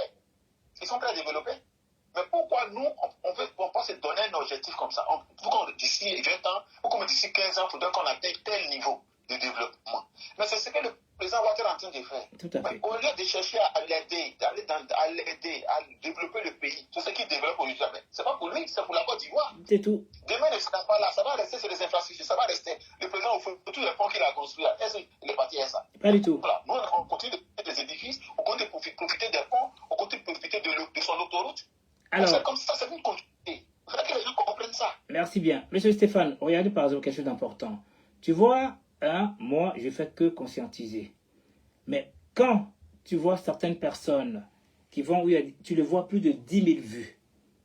Mais ces gens des vues là, comme on dit certains, c'est des vues achetées. Ça, je ne sais pas. Mais vous savez, les belles choses, quand la lune, vous voyez la lune, actuellement elle est là, mais elle n'est pas visible, mais elle vient en douceur. Donc, ça veut dire beaucoup de choses. Quand il y a un accident, les gens, ils sortent, ils veulent savoir qu'est-ce qui se passe. Donc, ce qui fait qu'en fin de compte, beaucoup de nos compatriotes et nos frères n'arrivent pas à évoluer parce qu'ils sont dans le suivisme. Alors qu'en fin de compte, la vie, il faut se mettre à apprendre et réapprendre. C'est quand même important. Jusqu'à aujourd'hui, je parle de mon secteur à moi, on ne fait que apprendre. Voilà même toi-même, monsieur Stéphane. Ok? Aujourd'hui, tu n'as pas 12 ans, mais tu fais que apprendre, que apprendre. Et bien souvent même, il y a des personnes, quand ils t'appellent, tu n'es pas bien, parce qu'ils t'emmerdent, parce que leur pensée ne t'intéresse pas. C'est que des conneries. Parce que tu vois la vie autrement. On te dit, il y a l'hélicoptère, il y a la fusée et il y a l'avion. On dit, la fusée elle va plus vite. Tu dis, ah tiens, elle est 2 fois plus rapide. Qu'est-ce que je vais faire? J'aimerais aller en Côte d'Ivoire ou en Guadeloupe dans 1 heure. Donc, qu'est-ce que tu vas faire? Tu prends la fusée. Est-ce que tu vois ce que je veux dire? Tu comprends bien, tu comprends ce que mon raisonnement.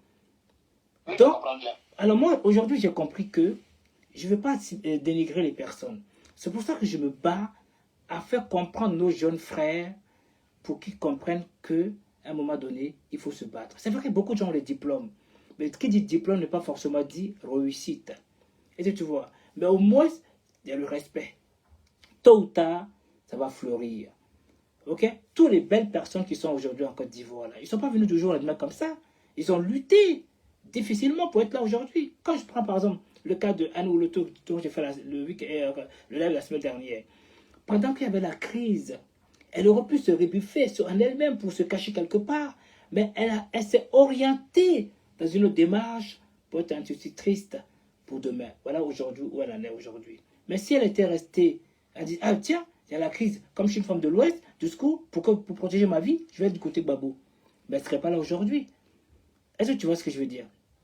Oui, je vois. Mais si je peux allez-y, dire quelque chose. Allez-y.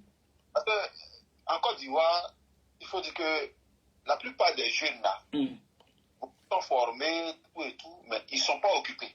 C'est ça. Ils ne sont pas occupés. Ils ne sont pas occupés, c'est pourquoi ils s'intéressent à tout ce qui est banalité. Ah, ok. Aujourd'hui, là, ils ne sont pas occupés parce qu'on ne met pas de bonnes choses dans leur tête. C'est vrai. Parce que la télévision ne montre rien de bon. Les télévisions privées sont venues les télévisions privées sont dans le buzz. Oui. Uniquement dans le buzz. Pourquoi t'as quoi c'est moi des conneries pareilles. Maintenant, regarde ici. Aujourd'hui, on dit qu'on va faire une formation. Il y a une formation qui est gratuite par rapport à l'entrepreneuriat. Elle est gratuite. On prend la grande salle de l'hôtel Ivoire, c'est une formation qui est gratuite.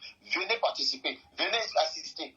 Il n'y aura personne. Merci. Mais le même soir, on dit non, il y a pendant qu'on dit demain, mais c'est en ligne, ils ne vont pas se connecter. Non, même en ligne, ils ne vont pas en ligne. Tout à fait. Non, il y a sextape, Doxy, il y a qui a fait sextape, ou bien quelqu'un comme ça, il a fait des sextapes. Tout le monde est connecté là-bas. Tout le monde est connecté sur des publicités, sur des bêtises. Comment tu peux évoluer? Comment tu peux évoluer? On ne peut pas évoluer. Ouais. C'est pourquoi aujourd'hui, le gouvernement a pris le taureau par les cornes. D'accord. 360 milliards pour les jeunes. C'est pour les enlever dans cette oisiveté-là où ils sont dans les trucs futiles, dans ce qui est inutile, pour les emmener vers ce qui est utile.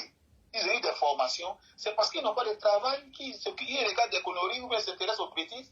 Mais s'ils sont occupés par le travail, ils sont occupés par les affaires, ils sont occupés par l'entrepreneuriat, s'ils sont occupés, je pense bien que les choses vont aller de l'avant. Tout à fait. Pendant là, aujourd'hui, les 365 milliards, c'est pour enlever nos jeunes frères dans l'assistanat. Se faire assister à tout moment là, qu'ils quittent là-dedans, qu'ils cherchent à prendre leur destin en main, qu'ils cherchent à travailler, qu'ils cherchent à s'organiser, qu'ils cherchent à se prendre leur vie même en main. C'est de ça qu'il s'agit. Mais c'est pas, ils ne sont pas occupés. Aujourd'hui, là, quand on parle des futilités, Marcos va venir raconter une bêtise qu'il y a au moins 10 000, 15 000 connectés en direct. Mais ce qu'il va dire, c'est des futilités. C'est pour dénigrer quelqu'un, c'est pour créer un faux buzz. Mais le faux buzz, là, qu'est-ce que ça vous apporte? vous les jeunes là, qu'est-ce que ça vous apporte? Ça vous apporte bien. Ma foi. Donc cherchez à distinguer ce qui est bon pour vous de ce qui est mauvais pour vous, pour votre avenir. Choisissez ce qui est bon. Maintenant, ce qui les baisse, après les baisse de temps à autre, mais ne faites pas que les baisse prennent tout votre temps, prennent peut-être 90%, pas 98% de votre temps. Mais vous n'évoluez pas là. Voilà. Vous n'évoluez pas. Cherchez, même si c'est difficile, cherchez ce qui peut vous faire évoluer. C'est en cherchant que vous trouvez. Mais ce n'est pas en restant à la maison en train de manger à 30 ans, à 40 ans, à 50 ans, même souvent.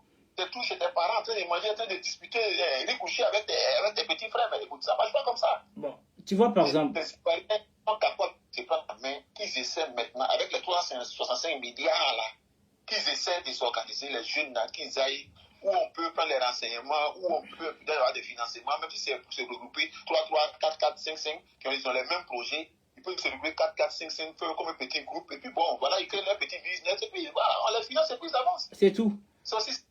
Alors, vu l'ascension du président Ouattara, il a toujours prôné pour la réconciliation, ok? Bon, à l'époque, il avait mis une autre personne, perd son âme, aujourd'hui, il nous a mis Kakabe. Alors, donc, au fait, c'est une sorte de, comment dire, sensibiliser la jeunesse. Quand on dit réconciliation, là, finalement, dans ce monde si bas, tout le monde est réconcilié et tout le monde est en guerre. Toi qui vis au Canada, moi qui vis en Europe ici aujourd'hui, de toi à moi, est-ce que les Canadiens sont en guerre? Une question. Non. Mais est-ce qu'ils sont en amont tous les jours dans la rue? Ah, tu vois mon frère? Non, chacun pour soi, Dieu pour tous. Ah oui, oui, bien sûr. Dans le métro, face à face, c'est même pas le bonjour. La jeunesse, dans le métro, la jeunesse voit une personne âgée, mais qui va se lever? C'est toujours nous les Noirs. Ok? Hier, il y avait une femme hollandaise et son mari. Ok? Il y avait deux jeunes filles, même pas 20 ans, elles sont assises. Et moi, j'étais assis. Il y avait la mamie. Il dit, franchement, je me suis levé, j'ai laissé la place. Elle m'a dit, merci, mais en anglais. Thank you. Est-ce que tu vois? C'est pour te faire comprendre que c'est un problème d'éducation. Donc, nous sommes dans la facilité. Donc, on va juste écouter Kakabe aussi pour que la jeunesse comprenne encore que c'est tout le monde. Enfin, que ce n'est pas un problème de réconciliation, c'est pour faire comprendre, prenez-vous en charge. Pensez à vous, pensez à votre devenir. C'est ce qu'on appelle la réconciliation. Mais elles n'ont pas encore compris ça. Ils pensent qu'un tel est fâché contre un tel. Personne n'est fâché. Ceux qui sont fâchés là, c'est parce qu'ils aiment la merde, ils aiment la médiocrité, ils aiment la loisiveté, ils aiment la facilité. C'est pour ça que j'ai fait exprès de montrer la lienne, hein, les vautours, ok, et l'intelligence de la guêpe. Pourtant, la guêpe, le guépard, quand tu regardes dans le guépard, le lion le tue en quelques secondes, mais les proies que le guépard arrive à tuer, le lion ne peut pas, ni la lionne. Ok? Est-ce que c'est faux? Le crocodile, le lion n'ose pas l'aller chercher dans l'eau, mais le guépard plonge dans l'eau, prend sa proie et s'en va. Écoutons Kakabe. Voilà. 2 petites secondes. Ok? Alors, il faut comprendre qu'en fin de compte, nous sommes dans du faux. Dans du faux. C'est un métier, c'est pour sensibiliser. Oh, casse-toi, toi. Écoutez. C'est possible sans doute. Mais je vous invite à regarder de près la situation de votre pays et ensemble, redoublons de vigilance, de la cohésion et de la solidarité. Le temps qui viendra, on fera autre chose. Ah, désolé. Oh là là, pardon. Vous dites non, que Chéri Balé a été arrêté et donc de ce fait-là, vous reconnaissez en elle et vous sortez de la réconciliation. Bon, alors, cher ami, dans ce cas-là, comme tu n'es pas au pays, dis à Boga d'aller faire exactement ce que Toucheka a fait là, comme c'est bon, il n'a qu'à le faire aussi. On est ensemble là-bas. Ce que Toucheka a fait là, comme c'est bon, il n'a qu'à le faire aussi, Boga. Ou bien toi-même paye un billet, alors en Abidjan, tu payes le billet si tu veux, ça fait la même chose. On ne comprend rien. On dit qu'46 de nos soldats sont pris en otage. La situation est confuse. Le pays se bat, à tout moment on peut attaquer la frontière. Dans cette situation-là, c'est seulement là que les gens vont jouer autour, vous faites. Quand vous êtes à bord d'une voiture et qu'il pleut, vous voyez clair là, vous débarrassez la pluie avec les essuie-glaces. N'est-ce pas? Alors, si quelqu'un croit que c'est le moment de venir à ce marché-là, on va vous balayer pour voir clair. Quand il y a le moment, on va la sortir. Ça, je vous le dis en toute franchise. Parce que moi, quand on a fait un dialogue politique, il faut savoir dégager 46 soldats ivoiriens qui sont entre les mains des Maliens. Chaque matin, quand ils se réveillent, c'est pour se mobiliser, pour soutenir leur président dans leur dynamique. Nous, on ne comprend rien, on regarde. On cherche la solution. Oui. C'est pas le moment de venir jouer au tour prophète. Ouais. Pour perturber et brouiller les pistes. Pour nous empêcher de voir clair. Afin que quelque chose vienne nous surprendre. Mais enfin, c'est aussi quand même le minimum. Tous ceux qui par le passé n'ont pas eu cette vigilance, qu'est-ce qui leur est arrivé? Frère, moi je crois que quand on sait pas, on n'aime pas le bien, il faut souvent reconnaître qu'il court vite. Voilà. Si des gens auparavant n'ont pas su comment on gère le pays, ils n'ont qu'à prendre note. Pour voir comment on gère le pays, ils n'ont qu'à prendre note. Ça c'est moi qui le dis à toute personne. Et j'assume. Ça peut y avoir encore des colibés, des injures, je suis habitué à ça, j'assume. Je préfère ça là que de prendre que par des légèretés on mette la vie de 30 millions d'Ivoiriens en danger. Est-ce que vous savez ce que les femmes mangeaient pour devenir comme les devenus? Quand ils commençaient là, il faut le prendre au sérieux. Un petit mousquet peut faire tomber un gros éléphant. Donc nous, on sommes vigilants et le gouvernement ivoirien vient nous concentrer pour avoir ces 46 militaires. Vraiment en interne, les nageurs en eau trouble qui viennent perturber la visibilité, tout ça, c'est pas le moment. Il y a des dossiers plus sérieux que ça. Concentrons-nous ensemble sur ce qui arrive. Mais oui, vous êtes loin. Pourtant, souvent quand on vous parle, que c'est un film. Mais venez à Bigan, allez-y à Boloukou, allez-y à Bouna, allez-y au nord, vous allez voir le combat que nous menons au quotidien pour contenir le djihadisme. Vous avez des villages entiers qui fuient, les Burkinabés, nos frères qui fuient et qui viennent envahir des villages entiers. De 400 âmes, ils sont passés à 5 000, 6 000 âmes. Dans tout ce monde, c'est pas qui est de bonne foi. Donc, la situation commande qu'on soit solide. Vous savez, le djihadisme prospère. Le lézard, c'est quand le mur est fendillé que le lézard a l'espace pour avancer. S'il vous plaît, l'heure n'est pas à ce petit jeu. L'heure, en ce moment, est la cohésion. L'heure est la solidarité. Soyons unis. Parce que, regardez autour de nous. Regardez autour de nous. Soyons solidaires. Ce qui compte, c'est que le pays soit d'abord debout. Parce qu'au fond, c'est bien que vous êtes ici. C'est bien quelques-uns nos aînés ont fait. Mais qu'est-ce que vous voyez? Ils ont tracé les sillons, nous devons les élargir. Et chaque génération doit avoir le souci de léguer aux plus jeunes, puisqu'elle a obtenu des anciens. Mais nous, notre responsabilité, c'est de léguer à nos enfants un pays debout. Une Côte d'Ivoire debout et prospère. Merci, monsieur le ministre. Alors, maître Steph, vous avez vu? Oui. Alors, je vous donne 5 minutes, on va écourter. Ok? Voilà. C'est ce que je venais de dire en fin de compte. Il faut se sensibiliser. Il faut encourager la jeunesse à s'y prendre en charge. C'est ce que je peux dire. Et alors, je te laisse conclure. Oui, bon, ma conclusion, elle est simple. Il y a eu un temps pour faire la guerre. Tout à fait. Il y a eu un temps aussi pour faire la paix, pour se réconcilier.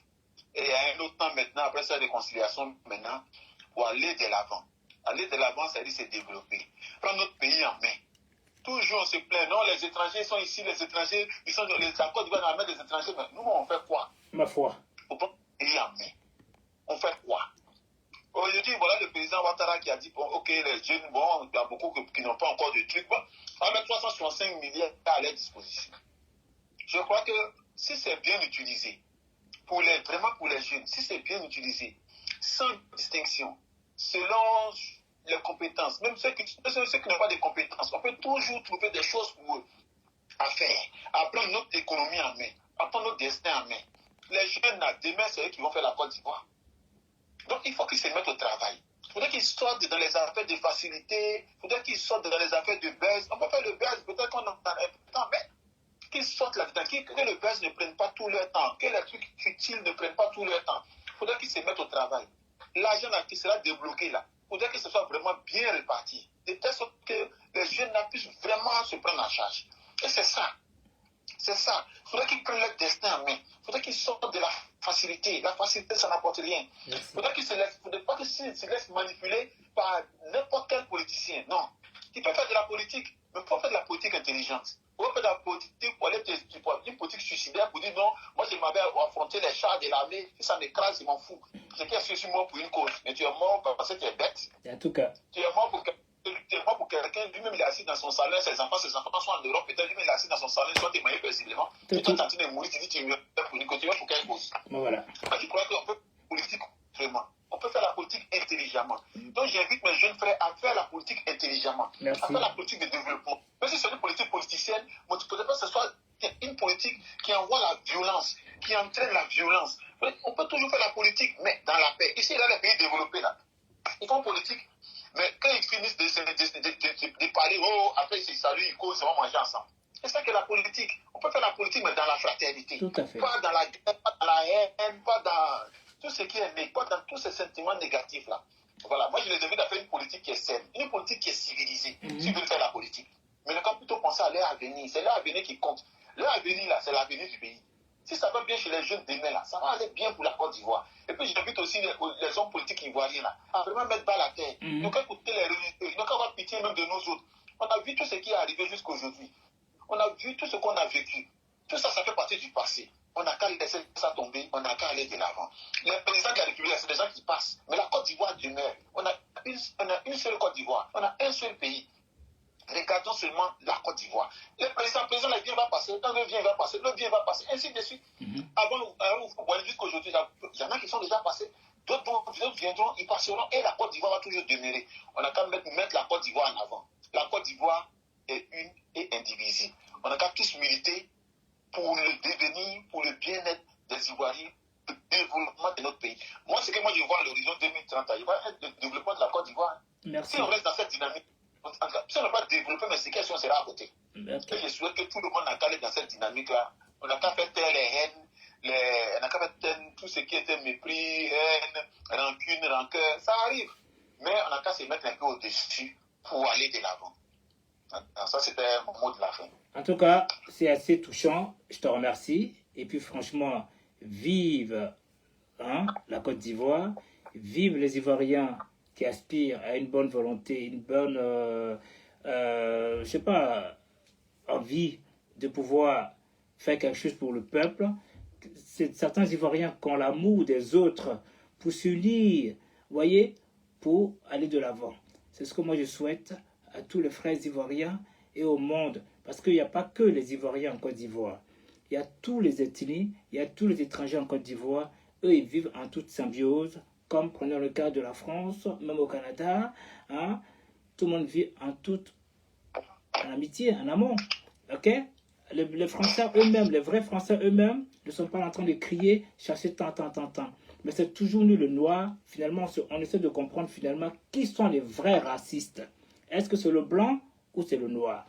Alors moi, je pense que c'est beaucoup chez nous le noir. Puisque quand tu regardes, vite fait avant que je te lâche, la Mayotte et le Comore, c'est le même pays. Parce que pour un bout de papier côté français, ils sont en train de tuer leurs propres frères qui sont les Comoriens. Et encore, qu'est-ce qui vient encore secourir? Ce sont les Français, les Blancs qui viennent. Donc, vous voyez, c'est vraiment triste. Vive la Côte d'Ivoire et paix, et paix, et paix. Et je te dis merci à toutes les personnes qui se sont connectées, que j'ai vu déjà auparavant, M. Nicolas Pellerin, M. Ibrahim qui dit bravo à l'intervenant en parlant de Maître Stéphane, le Maître Siolof Ouattara, bonjour, Khalil Dioms, le plaisir est partagé, merci Sanogo, et notre très cher tendre Sonaki Sonak, Kalamou aussi de la Côte d'Ivoire. Vous voyez, elle et moi en sympathie, on discute. Pourtant, ce n'est pas le même bord politique. Mais pour te dire, en fin de compte, nous sommes tous des Ivoiriens. Ok? Donc, on se prend la tête pour un oui, pour un non. Mais les enfants de la Côte d'Ivoire vivent en toute symbiose. Quand il y a une fête BT, il y a tout le monde dedans. Quand il y a une fête gourou, il y a tout le monde dedans. Alors, ceux qui veulent jouer au clanisme, ça c'est leur problème. Ils ne vont pas avancer. Ils vont toujours reculer. Sur ce, Maître Steph, je te dis au plaisir. Si tu peux te faire ça en ligne 2 secondes, je vais couper. Ok? Voilà. Allez, au revoir tout le monde.